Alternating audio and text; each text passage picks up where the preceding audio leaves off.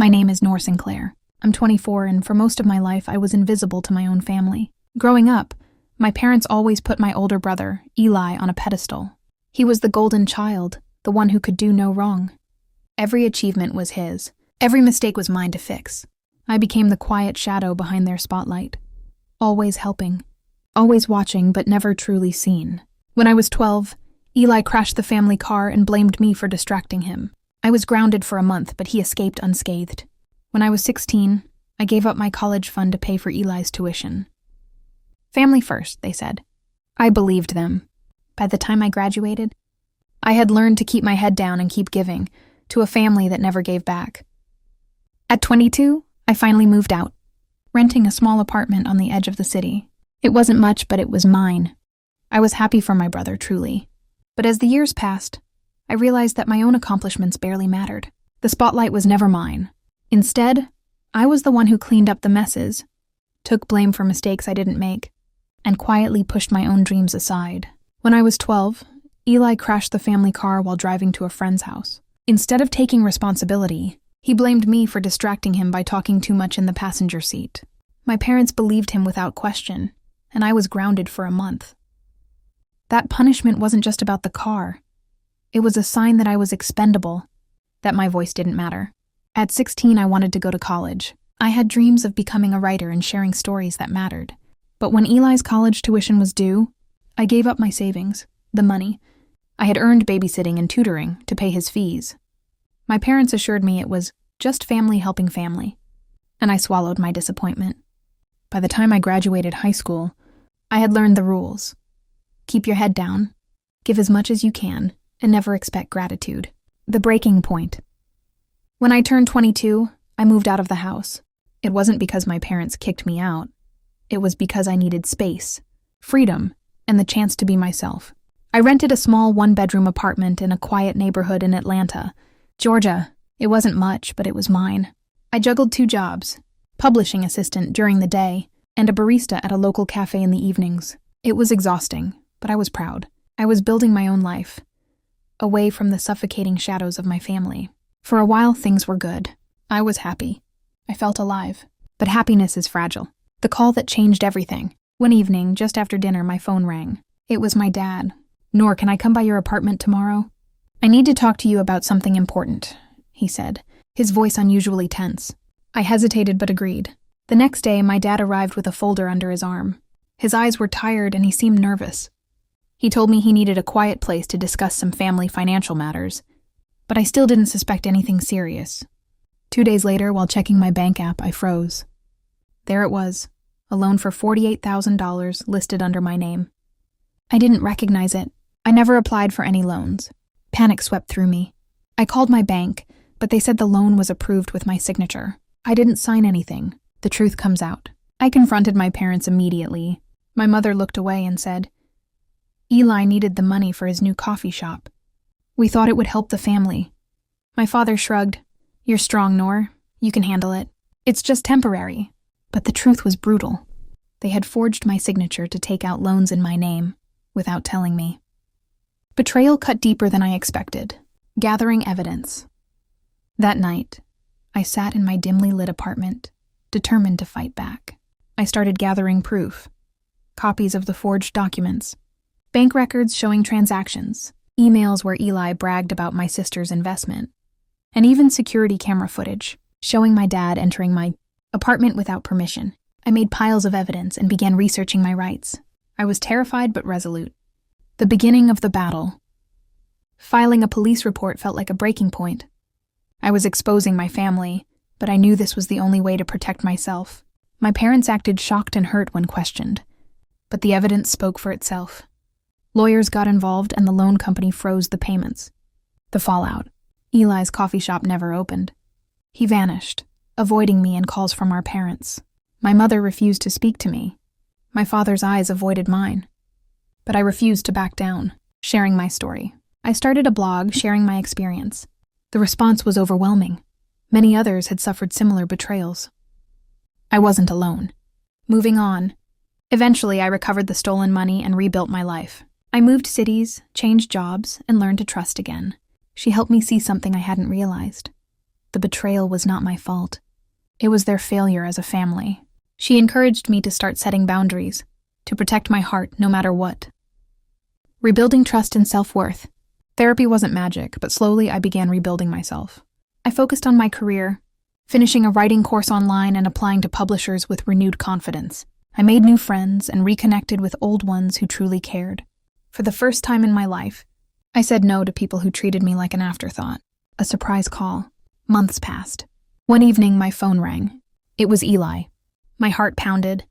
"Noor, I know I've been a jerk. I screwed up. Can we talk?" I hesitated. Part of me wanted to slam the door shut forever, but another part of me remembered the little brother I once loved. The conversation. We met at a small coffee shop. Eli looked tired and worn down.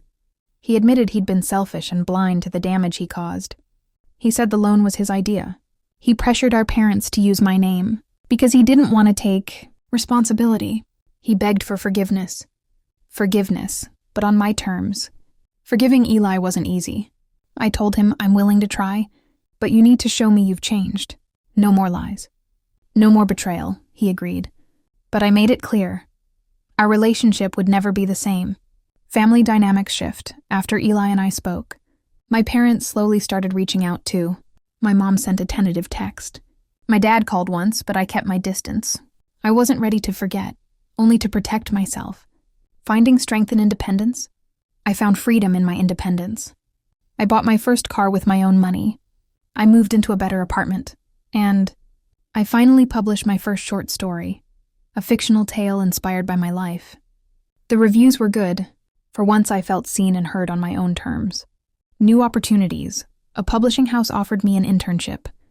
I worked harder than ever, earning respect and making professional connections. I even started writing a blog about family betrayal and healing, a way to help others going through what I had. The power of setting boundaries. Through this journey, I learned one crucial lesson. Family is not always defined by blood, but by respect and trust. I stopped answering calls when I didn't want to. I stopped showing up to events where I wasn't wanted. And slowly, I created a new chosen family, friends and mentors who loved me for me. Looking back, moving forward, sometimes I think about the girl I was, the invisible daughter who lost so much. But I also think about the woman I've become, strong, brave, and unbreakable. This is just the beginning of my story. After the dust settled from the loan scandal, I thought the hardest part was over. But I was wrong. Sometimes, the battle outside is easier than the war inside your own heart. The weight of betrayal. For weeks I couldn't sleep. Every time I closed my eyes, I saw my family's faces, my parents who had betrayed me, my brother who had stolen my future. I felt abandoned and invisible all over again. I questioned everything. Was I wrong to want to fight back? Was I the bad daughter for exposing them? The worst part was the silence. My parents stopped calling. My mom blocked me on social media. Eli ghosted me completely. Even my closest friends didn't know how to support me. It was like I was carrying a secret shame no one wanted to hear. Therapy and healing, one rainy afternoon. I finally made an appointment with a therapist. Dr. Lewis was kind and patient. I told her everything, about my childhood, the betrayal, the loneliness. After months of rebuilding my life, I thought the worst was behind me. I was finally feeling strong, independent, and ready for a fresh start. But the past has a way of catching up, when you least expect it. Unexpected visitors. It was a quiet Saturday afternoon when the doorbell rang. I wasn't expecting anyone. Opening the door, I was shocked to see my Aunt Marlene, standing there with a worried expression. "Nor can I come in? We need to talk." I hesitated, then stepped aside. The family secret. Aunt Marlene sat down, eyes filled with sadness. "I know what happened with your parents and Eli," she began. "I'm sorry you had to go through that." She paused, then lowered her voice. "There's more you don't know. Your parents have been hiding things from you for years." My heart pounded. "What do you mean?" Hidden truths unveiled. Aunt Marlene told me about family debts my parents never mentioned. How they'd been struggling financially long before the loan scandal. She revealed that Eli's debts were spiraling out of control, gambling and credit cards, and that the loans taken in my name were a desperate attempt to cover those losses. "I'm sorry, Noor. They thought they were protecting you, but they were only protecting Eli." Anger and betrayal rekindled. Hearing this, I felt my anger ignite all over again. How could they choose Eli's mistakes over my future? How could they betray me so completely? Not just once, but over and over. I wanted to scream, cry, break something, but instead I took a deep breath. A plan forms. That night, I sat in my small apartment and thought hard. I realized my fight wasn't just against Eli or my parents. It was against the toxic cycle that had poisoned our family for years. I made a decision. I wouldn't let their mistakes define me anymore. I would take control, not just of my life, but my family's legacy. Gathering evidence. I began digging, pulling bank statements, loan documents, anything I could find about the family's finances. It wasn't easy. My parents refused to cooperate, and Eli avoided my calls. But Aunt Marlene helped, secretly sending me files and information she'd kept over the years. Taking legal action. With mounting evidence, I hired a lawyer. We filed a civil lawsuit against my parents and Eli for fraud and financial abuse. It was exhausting and emotionally draining. Every meeting, every phone call reminded me of the betrayal, but I knew I was doing the right thing. The court battle. Months later, the courtroom was packed. My parents sat stiffly, avoiding my gaze. Eli looked nervous. I testified about the loans, the lies, the pain. The judge listened carefully, then ruled in my favor. My name would be cleared, and my parents and Eli were ordered to repay the money. Aftermath and fallout. Despite the legal victory, the family divide only deepened. My parents disowned me. Eli disappeared from my life completely. But surprisingly, some relatives who had stayed silent before reached out. Aunt Marlene became my strongest ally, reminding me family isn't just blood. It's who stands by you when it matters most. Healing takes time. Even with justice served, the emotional wounds took longer to heal. I continued therapy, journaling my pain and growth. I poured my experiences into my blog, finding strength in helping others. New beginnings a year later. I moved to a new city with a fresh start. I got a job at a publishing company, surrounded by people who respected me, and for the first time in years, I felt free. The power of forgiveness, and for myself, I realized forgiveness didn't mean forgetting or excusing the betrayal. It meant releasing the burden I carried, choosing peace over bitterness. I forgave my parents and Eli, not for them, but for my own healing. Looking forward, my story isn't over, but I'm no longer defined by the betrayal. I'm defined by my courage, my resilience, and my ability to rise. And I know one thing for sure. No matter how dark the past, the future is mine to write. Moving on, but not forgetting. After the court case ended, I thought the hardest part was over. The legal battle gave me justice, but my heart was still fragile. The betrayal I felt wasn't just about money or loans. It was about trust, about family, about everything I thought I knew being turned upside down. Embracing therapy and self-care, I started therapy weekly. I was skeptical at first. How could talking help? But slowly, the sessions became my sanctuary. I learned how to recognize toxic patterns, set boundaries, and most importantly, how to love myself again. Journaling helped too. I poured out my anger, pain, and hopes on paper, rebuilding trust in others. One of the hardest parts was trusting again. My parents and brother had shattered that foundation, but I realized not everyone was like them. I started reconnecting with friends I had distanced myself from, and even made new ones. People who listened, supported, and didn't judge. Meeting James at work, I met James. He was kind, patient, and had a calming presence. We started talking more during breaks, sharing small moments. He didn't rush me, didn't pry into my past. He just showed up. The first date. Months after meeting James, he finally asked me out. I was nervous, scared of being hurt again, but I said yes. Our first date was simple, coffee and a walk in the park. We talked about dreams, fears, and our favorite books. For the first time in a long time, I felt safe, opening up slowly. Trust doesn't come easy for me. I told James about my past betrayal little by little. He listened without judgment, never pushing. His steady support helped me heal faster than I expected. The shadow of doubt. Despite this new love, old fears crept in. What if James left me too? What if he was like my family, betraying me when I least expected? Sometimes I caught myself pulling away, afraid to be vulnerable. James's patience and love, James noticed my struggles. He never forced me to talk, but reminded me gently, "Noor, I'm here. Take your time. I'm not going anywhere." That patience made all the difference. Learning to forgive again. I realized forgiveness wasn't just for my family, it was for everyone, including James and myself. Forgiving didn't mean forgetting the past. It meant choosing to trust again despite it.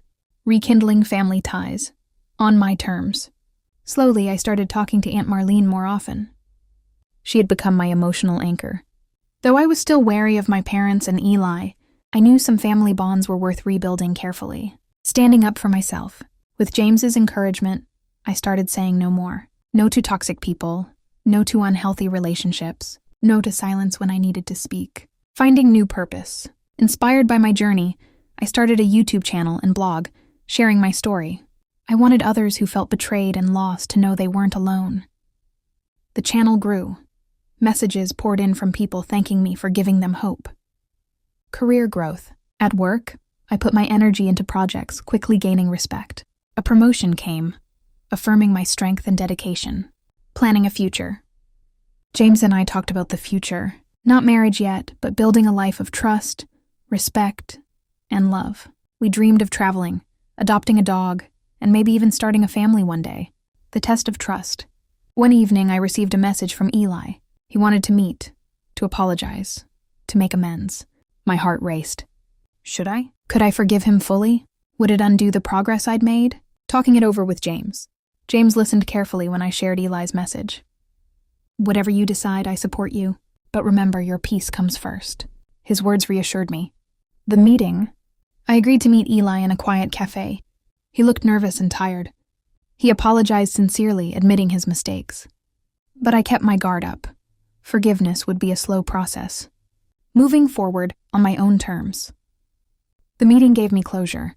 Not all wounds heal fully, but I could release the bitterness. I was in control of my story now. Final thoughts. From betrayal to healing, from pain to strength, my journey continues. I'm learning every day that life is messy. People are flawed, but hope always remains. And for the first time, I'm excited about the future. A new chapter begins. After meeting with Eli and gaining some closure, I felt lighter, but life rarely gives us a smooth path. Just as I thought I was settling into peace, new challenges emerged. Unexpected news. One morning, I got a call from my bank. Apparently, some old debts linked to those forged loans were still haunting my credit report. Despite winning the legal battle, there were lingering effects I hadn't anticipated. Feeling trapped again. It felt like the past was refusing to let go. No matter how hard I tried to move forward, Eli's betrayal kept casting a shadow over my future. I couldn't get a loan for a car or even qualify for better credit cards. Confiding in James, I broke down during one of our late-night talks. James held my hand and reminded me, "This isn't your fault. Nor, we'll get through this together." His unwavering support became my anchor once more. Taking legal action again. Marlene suggested a small family gathering with only close relatives, excluding my parents and Eli. The idea was to rebuild family connections without reopening old wounds. The gathering. The evening was filled with laughter, stories, and healing conversations. For the first time in years, I felt a sense of belonging without fear. A surprise visitor at the gathering. An unexpected guest arrived. My estranged uncle, my mom's brother. He'd been silent during the family conflicts but wanted to make amends. Cautious optimism, though hesitant, I decided to give him a chance. We spent hours talking, and for the first time, I felt heard and understood by family. James and I grew closer. Our relationship deepened.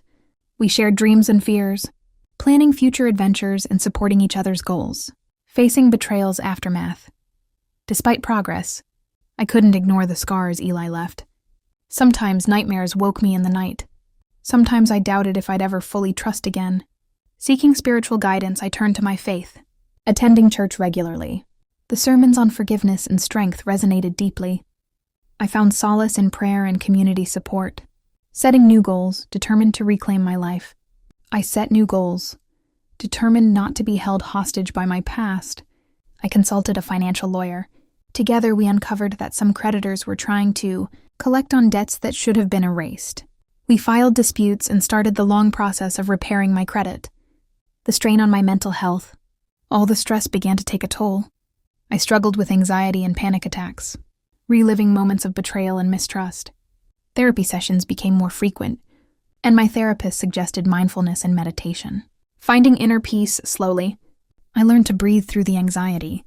I started yoga and journaling daily, writing not just my pain, but also my gratitude and hopes. Work pressure mounts. At the same time, work became demanding. A new project was assigned to me, a leadership role, but with tight deadlines and high stakes. I wanted to prove myself, but the pressure was overwhelming. James's encouragement. James noticed I was stretched thin. He encouraged me to set boundaries and reminded me self-care wasn't selfish.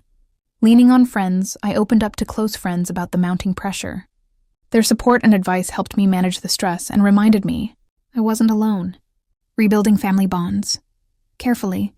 Pay off debts fully within 2 years. Grow my YouTube channel to reach more people. Travel to a place I'd always dreamed of. Italy. Small victories. Every small step forward felt like a huge win. My credit score slowly improved. My channel gained followers. My confidence soared. Preparing for a big opportunity, work announced a chance to lead an international project. It was a dream come true, but also a test of my resilience. James's support again. James encouraged me to seize the opportunity. "We believe in you," he said. The decision. After much thought, I accepted the project. I knew it would mean long hours and travel, but I was ready. Saying goodbye temporarily. Before I left, James and I shared a heartfelt goodbye. "We'll get through this no matter what," he promised, stepping into the future. As I boarded the plane, I looked back at all I'd overcome, from betrayal to healing, from broken trust to new love. My story was far from over. But this time, I was stronger, wiser, and ready. Arriving in Chicago, the plane landed smoothly in Chicago. I was excited but nervous about this new international project. It was my first time leading such a big team. The city was buzzing with energy, and I felt ready to prove myself. First day at the office. My new team was a mix of seasoned professionals from all over the world. I introduced myself with confidence, but inside I battled the usual doubts. Could I really handle this responsibility? The project's stakes. The project was huge, developing a marketing campaign for a major tech client. Deadlines were tight, and expectations even tighter. I needed to keep my team motivated and on track. Unexpected resistance. Not everyone was happy with me leading. One senior member, Mark, was openly skeptical. He questioned my decisions in meetings and tried to undermine me subtly. Battling self-doubt. Mark's attitude made me question myself. Was I really ready? Had my past failures left permanent scars? A mentor's advice. Luckily, my company paired me with a mentor, Lisa, a woman who had climbed the ranks despite her own setbacks. She reminded me, leadership isn't about never failing. It's about getting back up every time, building trust. I took Lisa's advice seriously and focused on building genuine trust within the team. I held one-on-one meetings to understand concerns and motivations. Slowly, Mark's hostility softened when he saw my dedication. James's support across the miles. Despite the distance, James and I talked every night. He kept me grounded and reminded me of my worth. Personal growth. Through challenges, I discovered new strengths. I learned to delegate better and communicate more clearly. Family drama ignites again. Then, out of the blue, I got a call from my sister Marlene. She sounded frantic. Eli had started spreading false rumors about me to family friends. Fighting back. I was furious but refused to stoop to his level. Instead, I calmly addressed the rumors with family and friends, sharing the truth. Sisterly bond strengthens. Marlene and I became closer than ever. We leaned on each other, planning to confront Eli together if needed. Unexpected ally. During a family event, my uncle took my side publicly, exposing Eli's lies. It was a turning point. Victory in truth. More family members began seeing through Eli's facade. I felt hope for genuine reconciliation one day. A new romantic twist. James surprised me by flying to Chicago for a weekend visit. It was the perfect escape from stress, rekindling romance. We explored the city, laughed, and reconnected deeply. His presence reminded me love could heal even the deepest wounds. The project's climax, the final presentation, was approaching. I poured every ounce of energy into it. Success. The client loved our work. The team celebrated. I felt proud, not just of the project, but of how far I'd come. Reflecting on the journey that night, looking out over the Chicago skyline, I realized this was just the beginning, from betrayal to triumph. I was writing my own story, on my terms, leaving behind the past. The plane touched down in Chicago with a soft thud. I stared out the window at the sprawling cityscape, my heart a jumble of excitement and anxiety. This new project was my chance, my moment to prove to everyone, especially to myself, that I was more than just the younger sister who'd been betrayed by her own family. I felt a flicker of hope, a sense that maybe here I could start fresh. First impressions at the office. The office was modern, glass walls gleaming in the morning sun. I took a deep breath and stepped inside, feeling the weight of expectations press on my shoulders. The project was high stakes, a national marketing campaign for one of the biggest tech companies in the US. This wasn't just a job. It was my shot at redemption. My team was diverse and skilled. I introduced myself with a confident smile. But inside, I was bracing for judgment. Would they see me as a capable leader? Or just another inexperienced woman trying to climb a corporate ladder? The challenge of leadership. The first few days were a whirlwind. Deadlines loomed. The client's demands were strict, and tensions ran high. I worked late nights, juggling emails, strategy meetings, and creative brainstorming sessions. Despite my efforts, one person stood out in a way I didn't like. Mark, a senior team member with years of experience, seemed determined to challenge my authority at every turn. He questioned my ideas in meetings, dismissed my suggestions, and even spread subtle doubts about my competence. It was clear he didn't want me to succeed. Doubts creeping in, Mark's constant resistance gnawed at me. I found myself replaying every interaction, wondering if I was really cut out for this. After everything I'd been through, family betrayals, personal heartbreak, was I strong enough to lead? Late one night, I sat alone in my apartment, staring at the city lights. My phone buzzed. It was a message from James. Remember, Noor, you're stronger than you think. Keep pushing. His words were a balm to my wounded spirit. Finding a mentor. At work, I discovered the company offered mentorship programs. I was paired with Lisa, a senior executive who had risen through the ranks, despite facing discrimination and setbacks. She became my guide, offering wisdom and encouragement. Leadership isn't about perfection, she told me during our first meeting. It's about resilience. When you fall, get up and keep moving forward. Lisa's support became my anchor as I navigated the stormy waters of the project and office politics, building bridges. I realized that to overcome Mark's hostility, I needed to build trust, not just demand respect. I invited the team to informal lunches, held one-on-one conversations, and genuinely listened to their concerns. Gradually, Mark's attitude softened. He started contributing ideas and even complimented a presentation I led. It wasn't easy, but it was progress. James's steady support. Across the miles, James remained my rock. Our nightly calls became sacred. He shared stories of his day, asked about mine, and reminded me I wasn't alone. One call I broke down, overwhelmed by stress and loneliness. He listened patiently, then said, "You've survived so much, Noor. This is just another battle you'll win." Family drama rekindled. Just as I began feeling hopeful, Marlene called me, her voice trembling. "Eli is spreading lies about you again. He told Aunt Susan that you're only after the family fortune." I was furious, but knew reacting angrily wouldn't help. Instead, I decided to confront the rumors head-on. Standing tall against lies, I reached out to family, friends, and relatives, calmly sharing my side of the story. I didn't want to start another war. I just wanted the truth to be heard. Marlene stood by me, helping spread the facts and strengthening my support network. An unexpected ally. At a family gathering, Uncle David publicly challenged Eli's accusations. "Enough with the lies," he said firmly. "Noor has always been honest and hardworking." The room fell silent. Slowly, more relatives expressed support for me. It was a turning point, a crack in the wall of betrayal. Rekindling love. In the midst of chaos, James surprised me by booking a last-minute flight to Chicago. Seeing him at the airport was like a lifeline thrown into turbulent waters. We spent the weekend exploring the city's vibrant neighborhoods, rediscovering laughter and joy. His presence reminded me that love could heal even the deepest wounds. The big presentation. Back at work, the project deadline loomed large. I threw myself into perfecting the presentation.